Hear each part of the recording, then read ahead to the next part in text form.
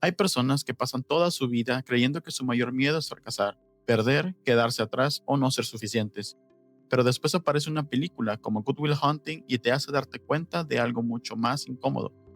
A veces el verdadero miedo no es fracasar, es descubrir que realmente sí podría ser alguien increíble.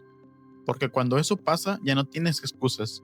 Will Hunting era un genio, no inteligente, no bueno para matemáticas, literalmente un genio.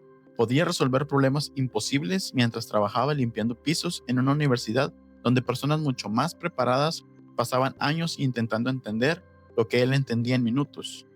Pero lo más interesante de Will nunca fue su inteligencia, fue la manera en la que hacía todo lo posible por destruir cualquier oportunidad que pudiera cambiarle la vida. Y eso es algo que mucha gente hace sin darse cuenta. Hay personas que se convencen de que quieren una vida mejor, quieren crecer, quieren salir adelante, quieren ser más disciplinadas, más exitosas o más felices. Pero cuando finalmente aparece una oportunidad real, se asustan, porque mejorar de verdad significa cambiar, significa dejar atrás partes de ti, personas, hábitos, maneras de pensar, y no todos están preparados para eso.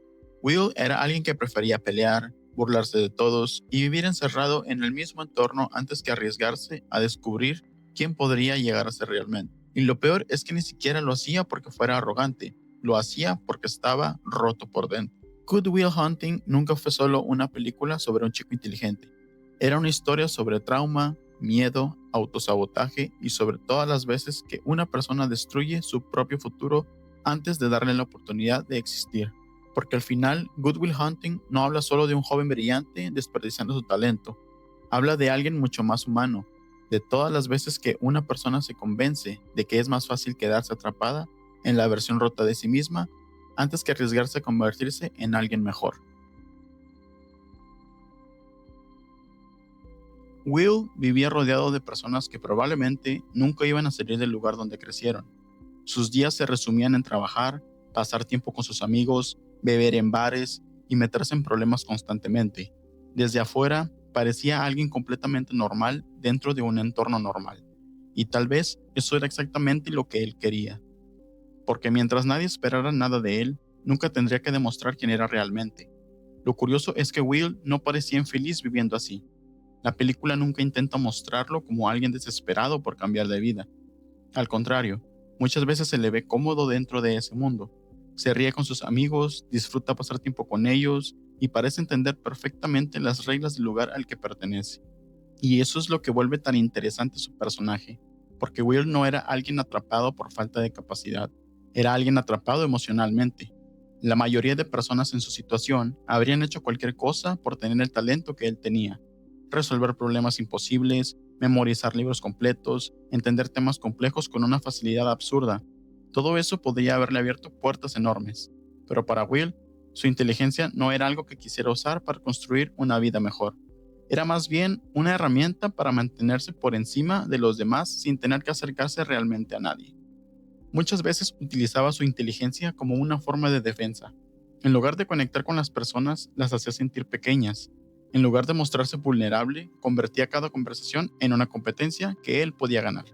Y aunque por momentos parecía arrogancia, en realidad se sentía más como miedo disfrazado de superioridad. Porque mientras Will podía controlar las conversaciones, burlarse de otros o demostrar que era más inteligente que cualquiera a su alrededor, nunca tendría que enfrentar la posibilidad de sentirse insuficiente. Y la película deja esto claro desde muy temprano. Incluso cuando aparecen personas que genuinamente quieren ayudarlo, Will siempre encuentra una manera de mantener distancia emocional. Lo hace con los terapeutas, lo hace con el profesor Lambeau y también lo hace con Skylar. Cada vez que alguien intenta acercarse demasiado a él, lo cambia el tono, hace una broma o directamente se aleja. Como si toda su vida hubiera aprendido que depender emocionalmente de alguien era peligroso. Y mientras más avanza la historia, más claro se vuelve que Will no le tenía miedo a las matemáticas, al fracaso o a no ser suficientemente inteligente. Lo que realmente le aterraba era la idea de dejar atrás la única identidad que había conocido toda su vida. Mientras más personas intentaban ayudar a Will, más claro se volvía que el problema nunca había sido su inteligencia. El verdadero problema era que llevaba toda su vida construyendo una versión de sí mismo diseñada para no necesitar a nadie. Y probablemente eso empezó mucho antes de que comenzara la película. Porque Good Will Hunting nunca muestra el pasado de Will de manera exagerada. pero poco a poco deja pistas suficientes para entender por qué era alguien tan cerrado emocionalmente. Fue abandonado cuando era niño, pasó por hogares adoptivos violentos y creció aprendiendo que confiar en las personas casi siempre terminaba en dolor. Y cuando alguien vive así durante demasiado tiempo, eventualmente empieza a desarrollar mecanismos para protegerse de cualquier cosa que pueda volver a lastimarlo. Por eso Will alejaba a todos antes de que pudieran acercarse demasiado. No importaba si era Skylar intentando conocerlo de verdad, Sean tratando de entenderlo, o incluso sus amigos queriendo verlo avanzar. Siempre llegaba un momento donde Will levantaba una barrera, a veces usando sarcasmo, otras veces usando enojo y muchas veces utilizando su inteligencia para hacer sentir inferiores a los demás, porque mientras mantuviera distancia emocional, seguía teniendo el control. Y creo que una de las cosas más interesantes de la película es que Will no parecía consciente de cuánto miedo tenía realmente. Él se veía a sí mismo como alguien independiente, alguien que no necesitaba ayuda y que simplemente prefería vivir bajo sus propias reglas. Pero en realidad, gran parte de su vida estaba controlada por miedo. Miedo de decepcionarse, miedo de encariñarse con alguien y perderlo.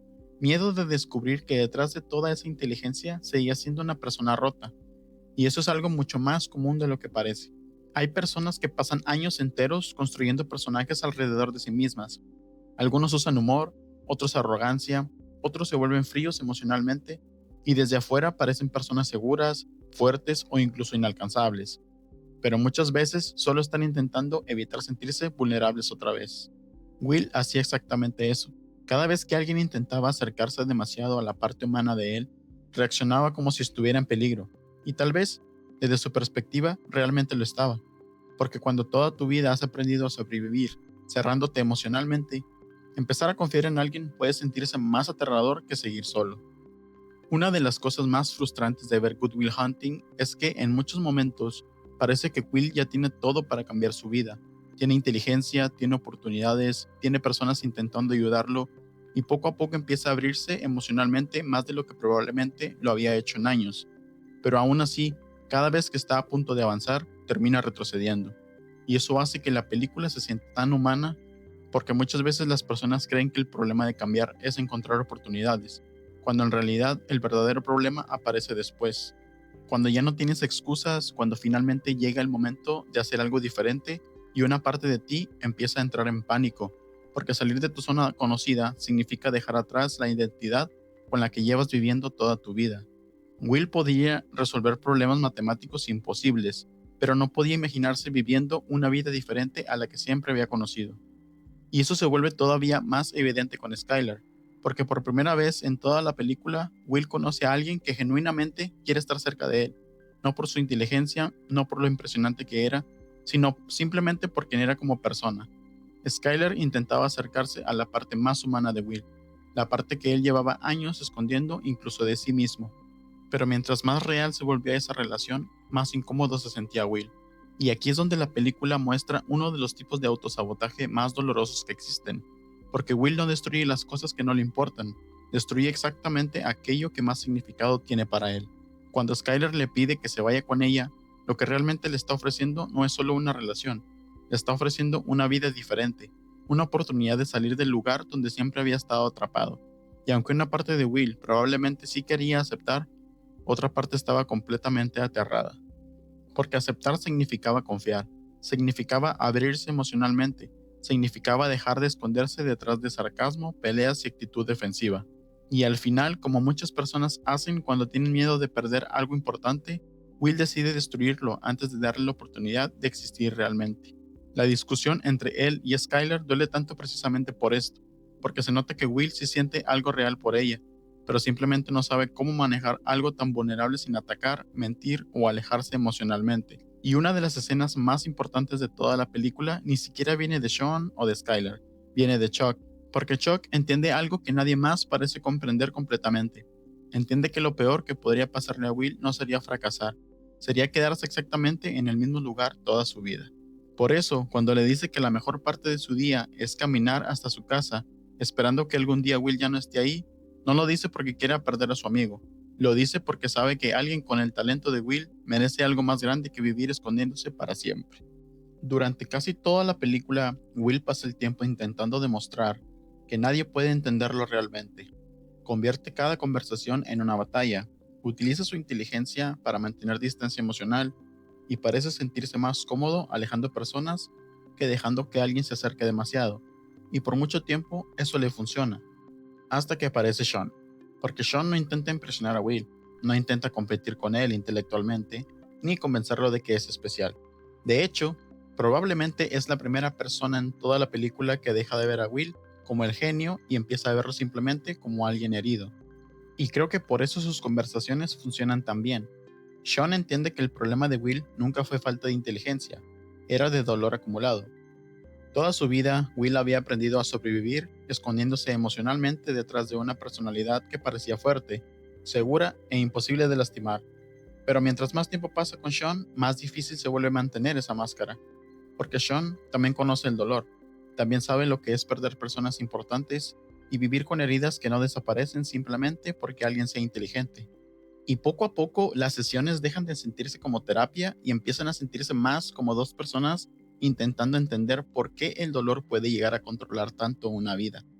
Pero nada en la película se compara con la escena de "no es tu culpa", porque en ese momento, por primera vez, Will deja de pelear. Al inicio intenta reaccionar igual que siempre, sonríe incómodo, intenta minimizar lo que Sean le está diciendo e incluso parece querer escapar emocionalmente de la situación. Pero Sean sigue repitiendo la misma frase una y otra vez: "no es tu culpa". Y mientras la frase se repite, todas las defensas que Will llevaba construyendo durante años empiezan a romperse poco a poco. Creo que lo que hace tan poderosa esa escena es que no se trata solamente de trauma o tristeza. Se trata de alguien que pasó tanto tiempo creyendo que tenía que cargar solo con todo lo que le había pasado, que ya ni siquiera sabía cómo permitir que otra persona estuviera ahí para él. Y cuando finalmente se derrumba, no se siente como debilidad, se siente como alguien dejando de sobrevivir para empezar a sanar. Porque durante toda la película, Will había vivido intentando evitar sentirse vulnerable, pero al final, la única forma de avanzar era precisamente aceptar esa parte de sí mismo que llevaba años escondiendo. Y por eso esa escena sigue siendo tan recordada, porque más allá de la inteligencia, las matemáticas o los diálogos brillantes, Good Will Hunting siempre fue una historia sobre una persona aprendiendo que no tiene que seguir viviendo atrapada dentro del dolor que la formó. Al final, Good Will Hunting no es una historia sobre un genio, ni sobre matemáticas. Es una historia sobre el miedo a cambiar. Will no estaba atrapado por falta de oportunidades, sino por la forma en la que aprendió a protegerse del mundo. Construyó una versión de sí mismo que lo mantenía a salvo, aunque eso significara no avanzar. Y eso es algo más común de lo que parece. Muchas personas viven dentro de versiones limitadas de sí mismas por miedo a lo que podría pasar si intentan algo diferente. La película no trata sobre lo que Will podía hacer, sino sobre lo que estaba dispuesto a dejar atrás para poder hacerlo. Porque al final, el verdadero conflicto nunca es el talento, es enfrentarte a tu propio potencial.